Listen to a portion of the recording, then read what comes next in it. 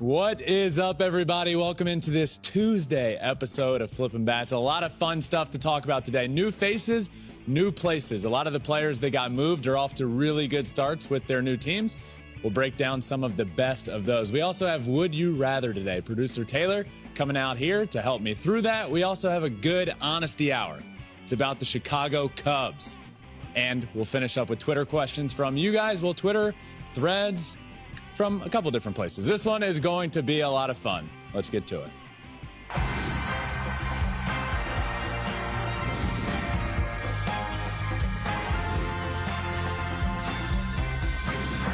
Fly ball onto the track, at the wall, it's gone! Home run! Turns on a ball, deep right field, and gone! What a game, what a moment. Happy Tuesday, my friends. I am joined, as always, by Alex Curry. And Alex, Tuesday, big day in the baseball world. Also, Monday night, as we mentioned, you went to Taylor Swift, but we record the Tuesday episode before you ended up going to the concert. So we're going to get that update on Thursday's episode, but a lot to talk about today. We got a lot to talk about, and I'm just keeping the sparkle theme alive because it's Taylor Swift week in Los Angeles. That. I know you were watching the live stream, so you've actually seen a little more of the concert than I have yet. I've seen. I know everything that happens in the concert. It's if you open any of your social media feed right now, it's all Swift if you're in LA. Yes, but though the algorithm does feed you. The algorithm. So here's me talking about it. Yeah. And so it's just giving me I've preparation for T Swift. Yeah, okay. I've seen pretty much everything there is to see except seeing it in person. Yeah. So I've been trying not to because I want to have a little bit of that happy surprise of it all. That's the way to do it. I know. I'm excited. But hey, we're officially a week out from the trade deadline. 1 week. Which is crazy. And there have been some great moves. And so we want to, in this next segment, we're going to do new faces in new places and kind of talk about who did really well here at the trade deadline. Yep. So let's start with Max Scherzer, now on the Rangers, and his outing against the White Sox. You know, Max started off really bad. Rough. It was like the worst inning of his year so far, in his very first inning with the Rangers. And that was it. That was all the damage that was done. He ended up locking in, having a great first start there with the Rangers. 6 innings pitched. Those 3 earned runs all came in the first inning. 9 strikeouts. So what started off as a nightmare ended up as a very, very good start for Max Scherzer with the Rangers, which is exactly what that team needs and needed, was starting pitchers and just pitching help all around. So getting a guy like Max, huge for them. Great start. And that's what a good veteran does. It's that you have a tough start to an outing. You got to be able to not let it affect you and turn it around the way that he did. Yep. Which is what they needed. All right, let's move on to another veteran pitcher, Scherzer's former teammate, your big brother, Justin Verlander, back with the Astros, making his first start with the Astros against the Yankees, and he looked great. Yes, his debut with the Astros. His 2023 debut, his re-debut. 7 innings pitched, 2 earned runs, 4 strikeouts. It feels like he always pitches well in Yankee Stadium, and for his first start to be there, kind of fitting. You know, it's a rivalry between those two, and for him to go back and join the Astros, and for his first start to be there in New York, ended up a good start. The Astros only ended up with 2 hits, I think, that game, so he didn't get the win. He ended up with the loss, but he threw great. 7 innings pitched, 2 earned, 4 strikeouts. He was great. There's nothing you can really do when you don't get the run support. So, we said, he's back. He's back. He's back. He's back. He's back. It took him. He didn't have his command for a little while there in the first couple of innings, and then he found it and locked in for the rest of the outing and looked then kind of coasted after those first couple innings where he was a bit erratic. But yeah, really good start. He's been back for a couple months now. All right, well, let's move to another arm, Jack Flaherty against the Blue Jays, now Oriole. Jack Flaherty had a great first start with the Orioles. He threw 6 innings, 1 earned run, 8 strikeouts, and in the first inning of that game, he threw the hardest pitch he's thrown all year. 97 miles an hour.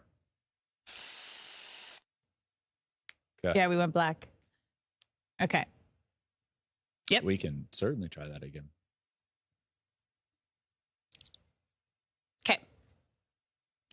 Good to go? Okay. Well, let's move on to another pitcher, Jack Flaherty, now on the Orioles, and had a great first outing against the Blue Jays. I really liked this. He had a dominant start. And Jack Flaherty, let's not forget, a few years ago, before all the injuries started happening to him, he was one of the best young pitchers in the game of baseball. But he hasn't been that guy of late for the Cardinals. And then he gets moved to the Orioles. His first start, 6 innings pitched, 1 earned run, 8 strikeouts. In the very first inning, he threw a pitch 97 miles an hour, which is the hardest pitch he's thrown all year long. That's in great. His first inning with a new team. So that's great. You know, sometimes you just have to have a change of scenery to get out of like a little funk you might be in, or like a little rut. And for Jack Flaherty, maybe a move to the Orioles in the middle of a playoff pennant chase and trying to win the division, maybe that's exactly what he needed, because he was phenomenal. So, you know, I wasn't critical of the Jack Flaherty pickup. I was critical of the Orioles for not going out and getting like a bigger name, like a big top end starter. And I still would be critical of that. Yeah. But if Jack Flaherty is going to be this guy, it is exactly what they needed. And like you said, because we kind of mentioned this when the trade happened, when we did our trade deadline show, it's you hope when there's a move like this, it is just new beginning, new start, and you can kind of get your mind right to get to a new place. And he did. He became the first Orioles pitcher with 8 strikeouts and 1 or fewer earned runs allowed in his debut with the team since 1966. Wow. That's great. Yeah. He did awesome. All right. Let's move on to our next new face in a new place. Jordan Montgomery, now with the Rangers against the Marlins. Another great outing. The Rangers got exactly what they intended to, at least in the first week since the deadline, with Max Scherzer and Jordan Montgomery. 6 innings pitched, 2 earned runs, 6 strikeouts, and a rotation that was supposed to be led by Jacob deGrom this year that ended up being injury plagued, and he's out for the year. And then you have Nathan Eovaldi get hurt. So a rotation that's ended up being led by Eovaldi and John Gray. Now you add Max Scherzer and Montgomery. It's exactly what they needed. He was great. That is crazy, because you think, obviously, DeGrom going down, the hope in the beginning of the season, we know he's injury prone, and you hope that wouldn't happen. But then Eovaldi steps up, and then he just recently gets injured. And now they've just restacked their starting rotation, which will be even better once everyone is back and healthy. Is that, I saw like a light bulb click in your head. Was like, what happened over there? I know, staring off into the distance. I was like, yeah, they're 1 and 2. Both went down. And then they just got a new 1 and 2. Yeah. Yeah.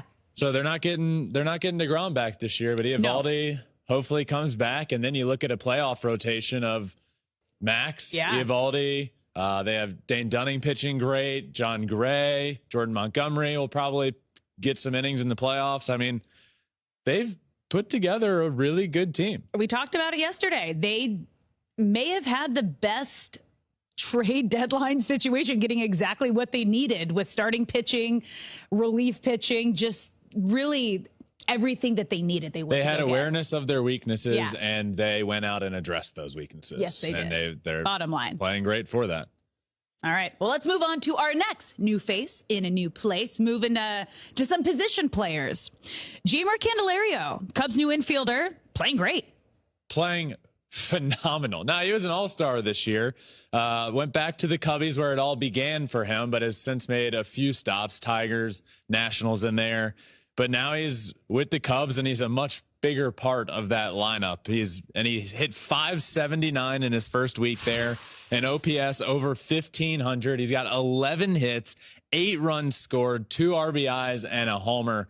He's been quite literally unstoppable since the trade. And it is exactly what that Cubs team needed. A Cubs team that is playing lights out right now. They're one of the best teams in baseball. They've been playing like one of the best teams in baseball since, I don't know, the All-Star break. I think that's fair to say.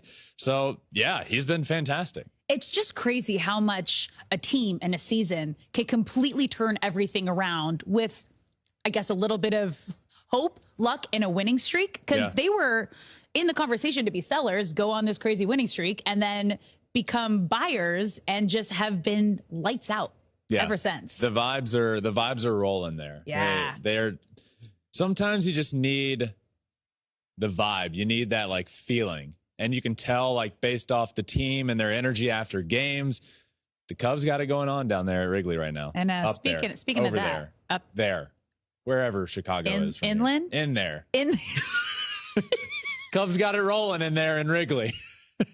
Stop. Okay, we'll get to the Cubs. We got one more new face in a new place. Ahmed Rosario with the Dodgers is just red hot.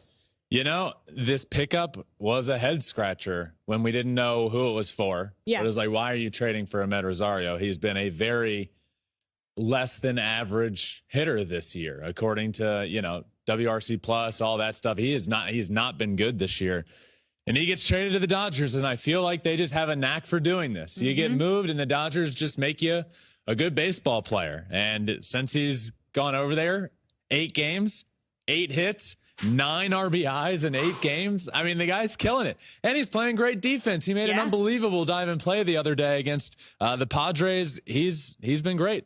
Been a good pickup for them after all. See, that's what you need. Sometimes it's just a fresh new start, new beginnings. And it's almost like you feel like you get a second chance at your season. Yep. Which is cool.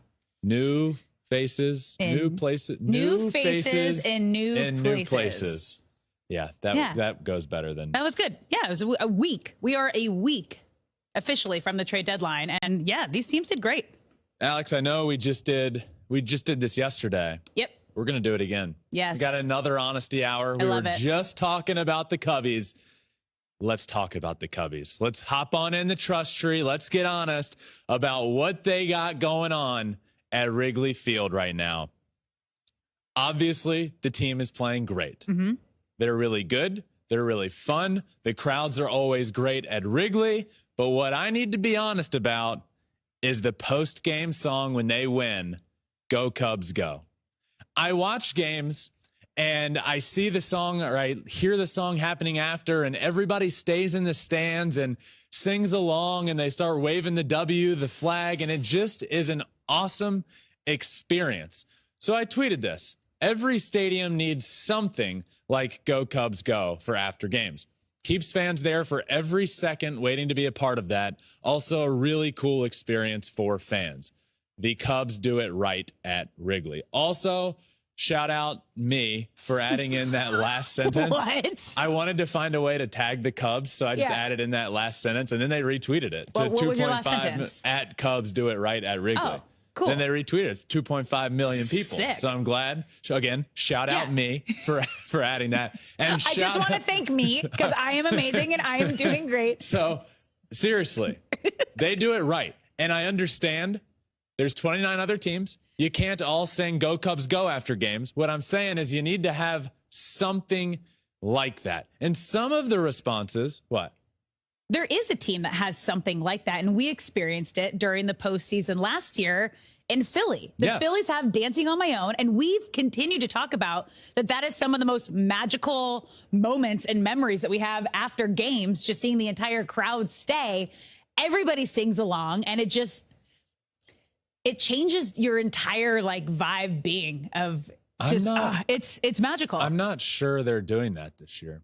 I don't know. I haven't been to a game. We haven't been. I got the feeling that it was part of the playoff run. Sort of thing. That was the team Can we song. Confirm? Yeah, we'll get people. Can let a us Phillies know. fan let us know if this is still happening? If they still play Dancing on My Own after games. After wins. Let us know. After wins. Yeah. But my whole point here is that other teams need to do this. And I'm not talking about just play a song. Because a lot of comments were most teams have a song they play after wins. I'm not talking about that.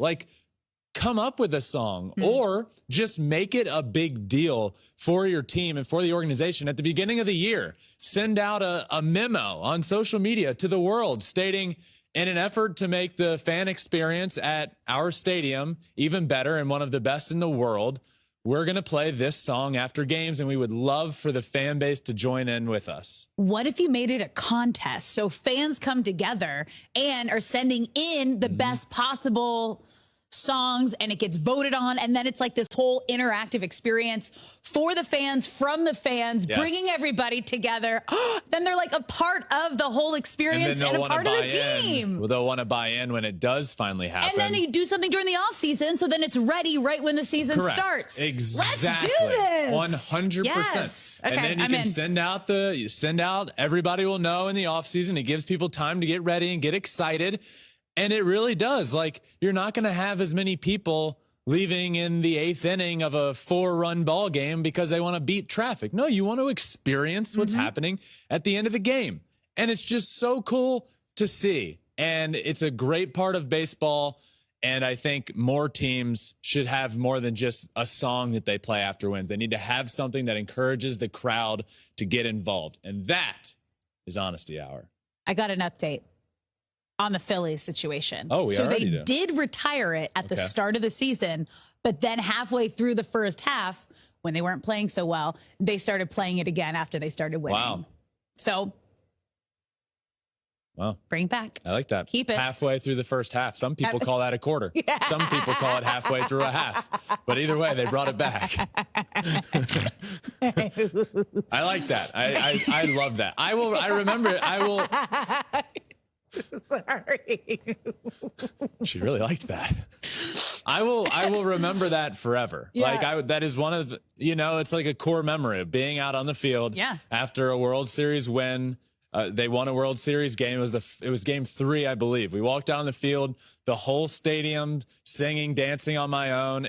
I will remember it forever. And those are the sort of things that I feel like more and more teams need to do. And to your point, let the fan base be a part of it. So then they want to do it during the season. It's genius. It's genius. It makes sense. We're geniuses. Shout out Alex. You're welcome. Thank you. Oh, Yes. shout out me. Yeah. Cool. Yeah. You Cool. participated in that. You had a thought I came up forward. with that. Yeah. Yeah. Yeah. Cool. We both got shout outs this show. We're doing great today. Halfway through the first half of this segment, you came up with that. All right. That's Honesty Hour. That was a good honest. Honesty Hour. That was honest. That was fun. Now it is time for Would You Rather. All right, and for Would You Rather, we are bringing out producer Taylor, who puts all this together very graciously, takes his time to put all this together. And let's have some good conversations here. All right, so for everyone at home, in case they don't know, I'm just going to give you some stats. Two players, player A, player B, and then you're going to decide which one you'd rather have. Okay. And then we'll have a discussion. Yep. Pretty simple. Yep. So for the first edition, we're doing third baseman. All right, are you ready? I'm ready. Dialed? Wow, proud of you. All right, player A, 286 batting average, 477 home runs. It's a lot of home runs. Player B, 303 average, 468 home runs. Main difference between these two is that player B has an MVP, player A does not. All right, so I'm going to guess that player B is the Hall of Famer here, is what I'm going to say. Hot take. But player A has a much higher, I don't know if much higher is the word, but a significantly higher WAR, 93.5 WAR. Wow. Player B, 0 gold gloves. Player A, 5 gold gloves. Yeah, player B is not a good defender. No. Yeah, not a good defender. Can we go back to the other stats? Player B hit 303 on his career. Player A, Player over A has 3,000 hits. Over 3,000 hits, more homers, more gold gloves. I believe player B is going to be the Hall of Famer, but I would take player A here. Wow. All right. Done. Final answers before we reveal. Player B won the MVP award. There's one MVP. Player B has MVP, yes. 2 Silver Sluggers, 4 Silver Sluggers for, give me player A. I think player B is going to be a much bigger name. All right. I think popularity played into it here. A lot of all-star games too. Give me player A though. Let's reveal. All right. Player A, Adrian Beltre. No! Player B, No! Chipper Jones. I knew you'd be upset. I No! knew you'd be so upset. No, I don't like this. Yeah. Chipper's my favorite player. I know. That was your But I'm also reaction. not saying he shouldn't be in the Hall of No, Fame. 100%. I just think the reason for this one was that You're evil. Yeah. I don't think Adrian Beltre gets enough love. Like, for the numbers that he put up, also a key factor here is that he should have won the MVP in 2004, but this guy named Barry Bonds existed, so he finished second. Finished top 5 twice in the MVP. But the thing that stood out for me from Chipper is that no Gold Gloves. Yeah. It's wild to me. But Chipper finished top 5 in the MVP twice as well, obviously winning that one. But what's your main reaction here other than being very upset? I'm very disappointed in you for doing this to me. I love Chipper Jones. He is my favorite player. He was my favorite player growing up, both Joneses, Chipper and Andrew. And yeah, he's absolutely one of the greatest of all time. And I think Adrian Beltre, this is kind of what I was thinking would happen. Player B would be a big name. Yep.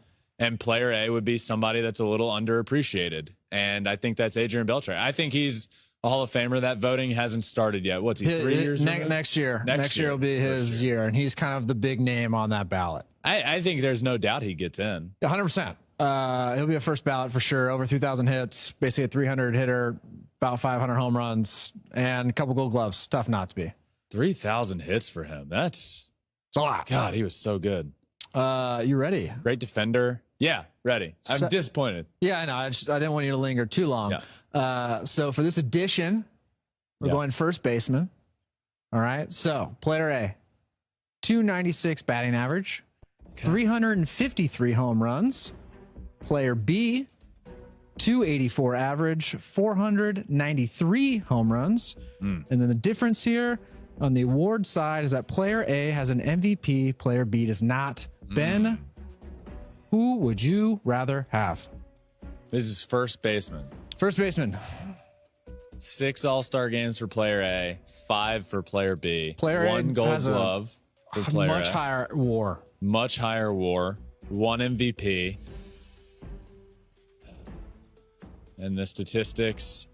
This is where eras matter a lot here for MVPs and like who your competition is. But player A hit 296. Definitely less homers, but OPS still higher. It's a big doubles guy. What's sticking out? What's sticking out? Yeah, is, like what's holding you up?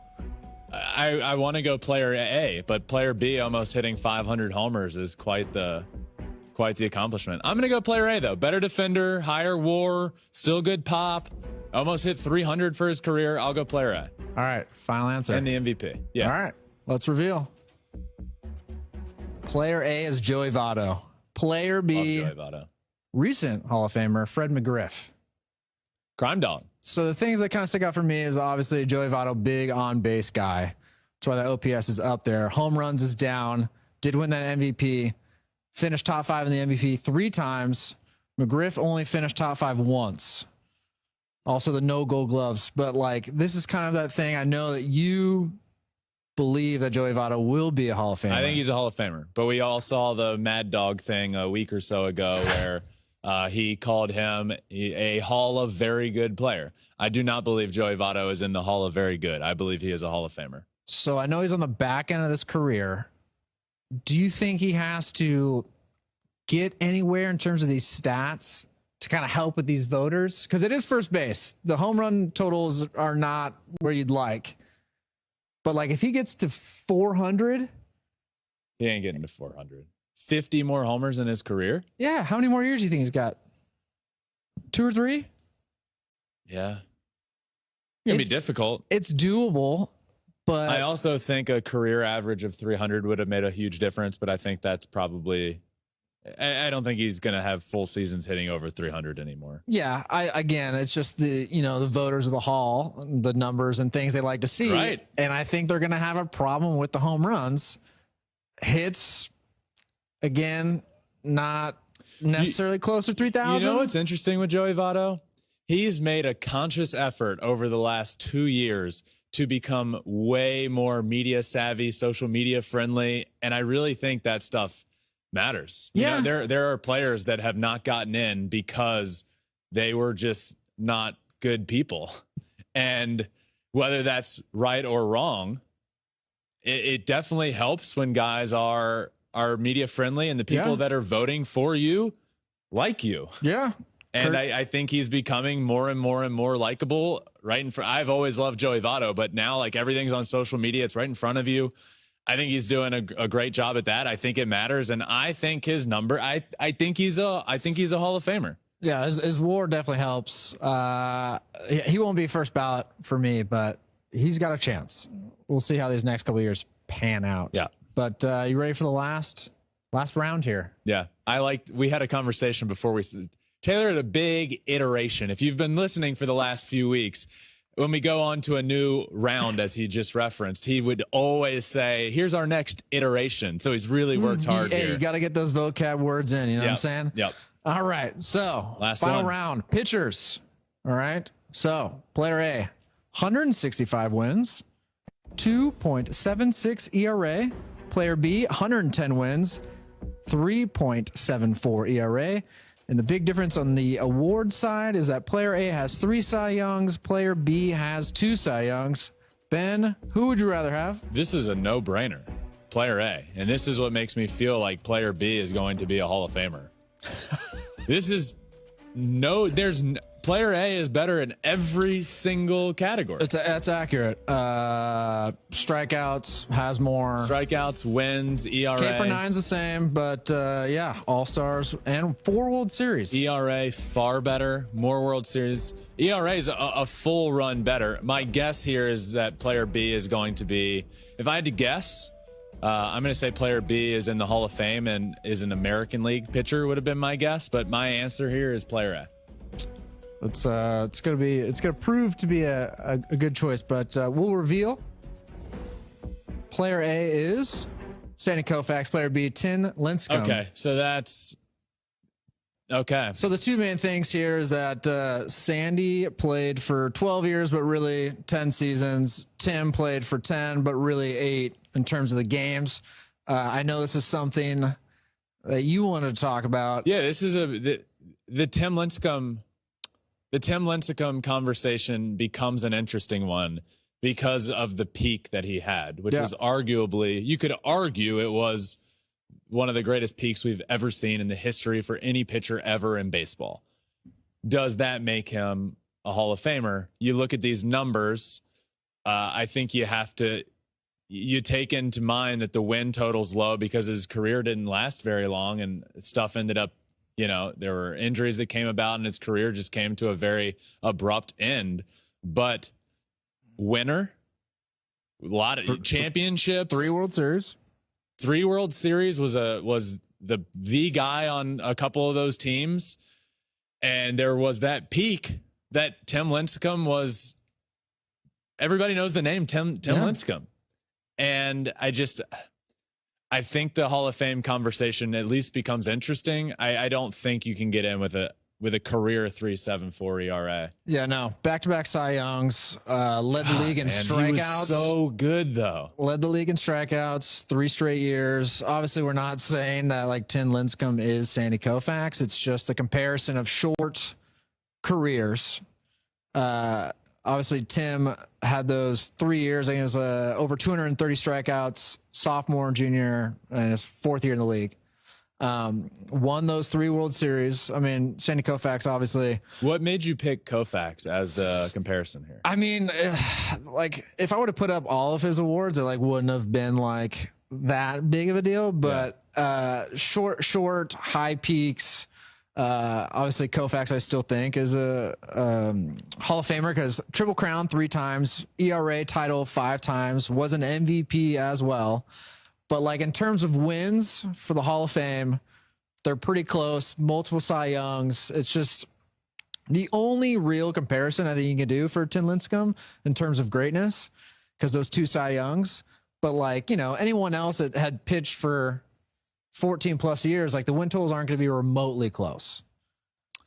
Yeah, but that's what you take that into account. I look, this is a different sport, but the one guy that keeps coming into my mind of really, really good for a shorter career is Calvin Johnson. Megatron just got into the Hall of Fame with numbers that, there's an argument that he was the greatest is the most dominant wide receiver ever, but he got in, though his numbers and totals aren't.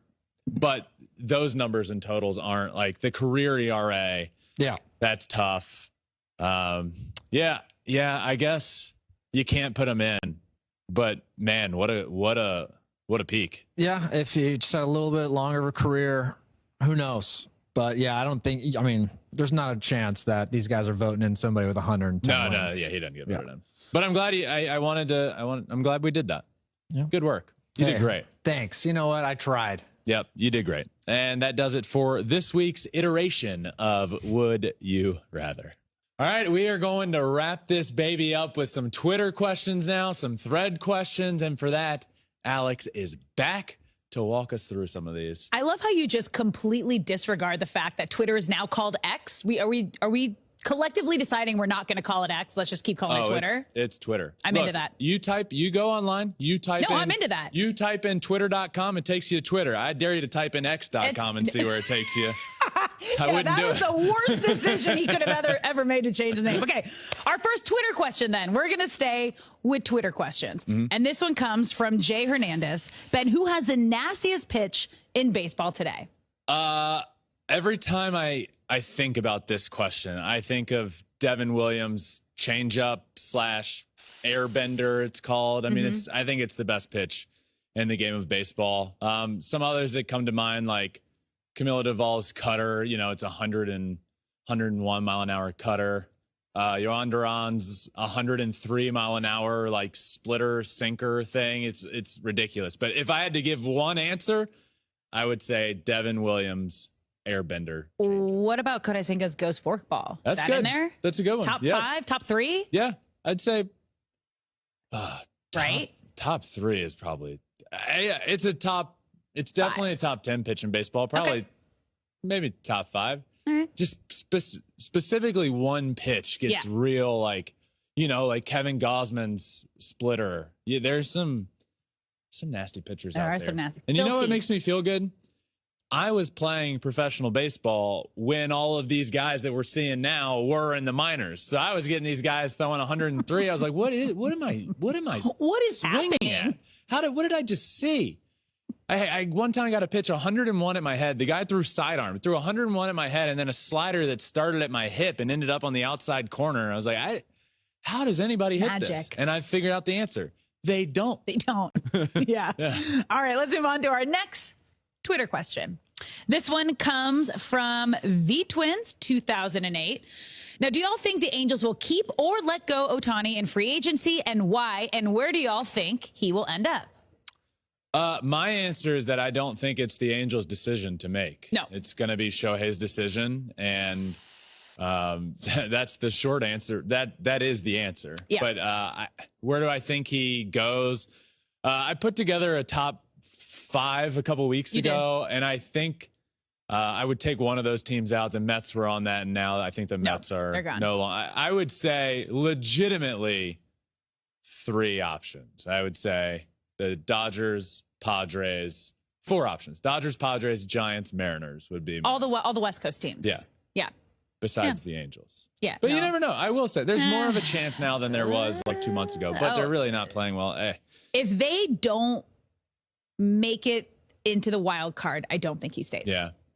That's just what it is. And that's in their own destiny's in their own hands. They can do that, but it's not looking good. No. Not looking good. All right, let's move on to our next Twitter question. This comes from Maddie. This is for both Alex and Ben. If you can manage a struggling team right now, which team is it? What changes will you make to save their season? I know my answer. All right. The New York Yankees. Ooh. And I'd lay into their ass for the way that they're handling certain things. I talked about it yesterday. I thought it was unacceptable, the handling of Giancarlo Stanton and the way he ran the bases. And one, I think it was important to note when we heard Aaron Boone speak post-game that he's healthy. He's fine. Look, even if you're slow, you can tell when somebody's giving a full effort running. Yeah. That wasn't a full effort. And Aaron Boone went in post-game and just made a bunch of excuses. And I think should have laid into his ass and told him that it's unacceptable. And I just think the answer for me to take over a struggling team, and are we considering the Yankees struggling? I would say yes, but they're still a good team and a playoff hopeful. I just think they need I just think things need to be handled differently from the top of the organization, ownership, down to the player. I think they just need a shakeup, and I would love to take charge of that shakeup. What about you? Dang. So my team is also, I don't know if you'd call the kind of a struggling team. They're struggling right now. We were just talking about them. the Angels. They also need to look in the mirror and realize you have 2 months to figure out how to keep the best player in the game. And you need to figure out how to give him a day off because he is cramping almost every game. And he knows he needs a day off. He said he does. He just doesn't feel like he can because he is that team. You need to figure out a way to give Shohei Ohtani some rest so he can be in for the entire game and in for his entire starts and be the player that we see and know that he can be, the back-to-back player of the month. Okay, manager Alex, let me propose to you a hypothetical situation. Okay. You're manager of the Angels. Okay. I'm Shohei Ohtani. You walk up to me and say, you need a day off. It's not in and his I DNA. Say, no. Yeah. I want to play. How do you handle that? Well, your body keeps cramping. You know you need a day off. If we want to keep you going for the next 2 months, talk with the trainer, whoever you do. Let's figure out maybe it's a day game to an off day or a night game to an off day where you get 2 days and we can take full advantage of that time that you need because he does. He needs a day of rest. So you'd force him to sit, even if he's saying, I want to play, I'm good. Well, then what? Then he's going to cramp again and get taken out of the game? I don't know, coach. You tell me what you want. Yeah. I'm sitting. This is tough because have you watched the quarterback series? I haven't watched it, no. So on second to last episode with Patrick Mahomes and Andy Reid when he has a high ankle sprain and Andy Reid is trying to take him out of the game and he goes, no, I am in there. Yeah. They rush him to the x-ray room. Like, it's not broken. I'm in. I like, you are not taking me out. And it literally, how do you tell someone that's the best player on your team you're not playing when it's not in their DNA to actually step out, even if they're injured and they want to be out there? That's why it's an interesting choice. I had to put you in the hypothetical to see what you'd say. You got to try. I watched them try. They had the trainers come in and all the doctors, and it's like, you need this. Yeah, and he'll say, I'm good. I want to play. And then you kind of force. They're going to get angry, and maybe just a day. All right. A day. All right. Let's move on to our next Twitter question. This one comes from Scuba Steve. Love Scuba Steve. Please tell us what the Reds need to do to get back on track to have a chance for a division. Pitch. Yeah. Pitch semi-adequately. Since the trade deadline, they have a team ERA of over 11. I don't know if you've heard, but if you're giving up over 11 runs a game, it's going to be tough to win most of those. That's what they need to do. I do think this offense is capable of putting up runs in bunches and being good enough to win the division, but they're not capable of scoring 12 runs a night to get into the playoffs. They're just not. Nobody is. They need to pitch. They need to pitch better. You need Hunter Green back. You need Nick Lodolo back. But even before the trade deadline, since the beginning of June, July, one of those, they'd had like the third best team ERA in baseball. So, and that's without Hunter Green and Nick Lodolo. They were doing really well with what they had. And that has really shifted since they decided to not add a pitcher. It's come back to bite them. They are not pitching well at all. All right. Let's move on to our final fan question. And this one comes from Threads. All right. I know you were both college athletes. How did you balance school and sports? Trial and error. Let me give you a glimpse into my schedule as a baseball player. This is most days of the week. Yeah. Wake up at 4:30 or 5 to go to a morning lift very early before classes begin. We'd go to a morning lift and then go back into the locker room, shower, go out to classes, go to class from, depends, 8 till lunchtime, and then go to lunch and then go to the stadium. And they're all day long practicing, and then you have practice, and then you have individual practice after, bless you. Sorry, thanks. And then, from there, go back in the locker room, shower, then go to study hall at the end of the night. You're there until, 9 o'clock at night. And then by 9:30, back in your dorms, and you rinse and repeat and do it all over again. It was very difficult for me, but Dean's List every semester, so I guess I did okay. Good for you. Thank you. Yeah, I also had to maintain not just like family in order to get help. Like my parents always had, if you hit this, we'll help you here. If you hit this, we'll help you here. Mine was like a 3.5 average, so I was above a 3.5 average. And then my thing was, no matter what, you just always go to class. Doesn't matter how tired you are. Doesn't matter if you're hungover. You go to class. Did you ever have any classes that were like the huge? I was at San Diego State. I don't know what that means. I mean, I know it's a big. It's oh my god, what's big? it now? Oh my god, yeah. Like half of my first 2 years, it's like all the giant lectures, like 500 people lecture halls. But I never missed a class. That was like my one rule. Like, doesn't matter what you do the night before, doesn't matter how hard, like late you were out or like how tired you are, you get up, you go to class. So I never missed a class. I typically didn't, but there was one class that was like it was bigger, so obviously there wasn't that connection of like a teacher seeing me and like, oh, you're here, professor. And there were like 5 of us baseball guys in that class, and what you did to register your attendance was you had like your clicker, and then you would do like a clicker quiz every day when we first got there. We had a couple clickers. So we would rotate amongst us 5 baseball players. So one player every day would go with 5 clickers and just answer them on all the clickers real quick. And yeah. So, but I got really good grades. I went to most all of my classes. Same. But yeah, it's not an easy balance. You do have to figure it out, because playing a Division I sport is a full-time job. I mean, full-time job. So yeah, tough balance. I loved learning and I loved playing sports. And then I was also in a sorority. You were in a sorority? How did you do that? I did it all. I didn't play freshman year. So it was like, that was because I was still injured. Yeah. So that was my, be involved in something.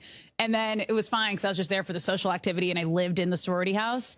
But I never had to be at anything. So I always had soccer practice. Were you on the team freshman year? You were just hurt, or you weren't? No, and you I didn't do anything. No, it was done. Sophomore I year. Tore all the ligaments in my ankle senior year of high school. So it was like, I thought that was it. Done. Would you like step on somebody intentionally or something? No, I went in for a slide tackle and she kicked my foot instead of the ball. Yeah, that was ugly. Yeah.